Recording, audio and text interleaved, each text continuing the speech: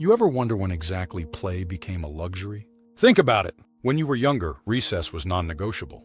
Everyone expected you to run around, be loud, blow off steam. It was part of the school day. It wasn't something you earned, it just was. But somewhere along the way, things changed. You hit your teenage years and suddenly, it's all about efficiency. More study time, less noise, less movement, less play. And before you know it, the bell rings and you realize you've been sitting for 7 hours straight. No break, no reset, just non-stop grind. And we act like that's normal.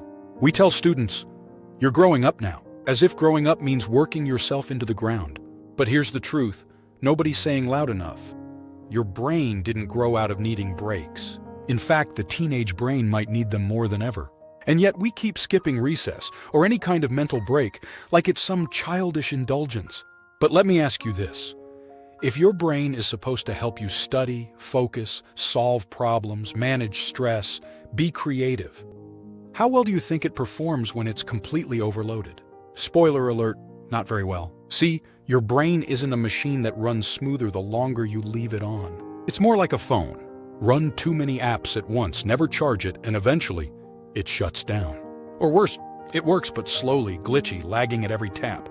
That's you without breaks, and it starts to show. Your ability to concentrate drops. You're more irritable, more anxious. You start procrastinating more. You feel exhausted even when you haven't done much. But this isn't about laziness. It's about biology. Let's get into the science for a second. When you move your body, even just for a few minutes, you trigger a cascade of changes in your brain. Your heart rate increases slightly, which boosts circulation. That means more blood and more oxygen are reaching your brain. You also stimulate the release of neurotransmitters like dopamine and serotonin. These aren't just feel-good chemicals. They directly affect your ability to focus, manage emotions, and store new information. So when we talk about recess, we're not talking about slacking off. We're talking about switching your brain from survival mode to learning mode.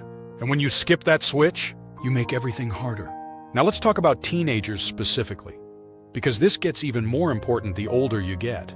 During adolescence, your brain is going through one of the most intense growth periods of your entire life. The prefrontal cortex, the part that handles decision-making, long-term planning, emotional regulation, is still developing. And do you know what it needs to develop well?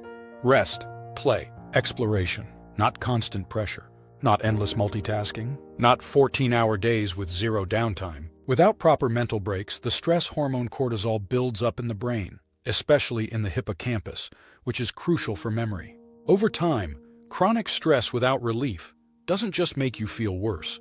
It can literally impair brain development. And here's the kicker. We've known this for years.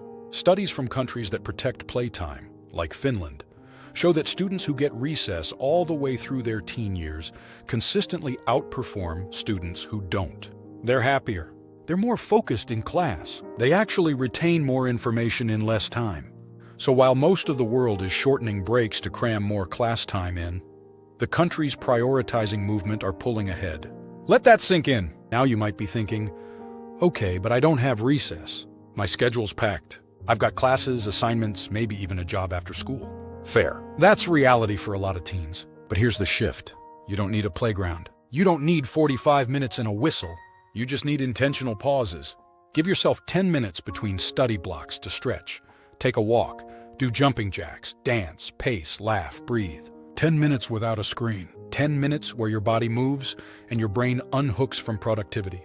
Because when you step back, your brain steps up. And if you don't believe it'll make a difference, try it. Do 1 week where you schedule 3 10-minute movement breaks into your day. And watch what changes. Watch how your focus improves. Watch how your mood shifts. Watch how that sense of burnout doesn't hit as fast. Even your sleep will improve, because your nervous system isn't being stretched to the limit every single day. And look, we've all been fed the lie that grinding nonstop is the only path to success. That if you just work harder, longer, you'll magically break through. But the smartest learners? They don't push until they snap. They protect their brain like it's a high-performance machine. They build in recovery. They respect the rhythm of focus and rest. And because of that, they actually get more done in less time. So no, recess isn't just for kids. It's for anyone who wants to keep their brain healthy, focused, and ready to perform when it matters. It's for students who are tired of constantly feeling overwhelmed. It's for teachers who want classrooms that feel less chaotic and more alive.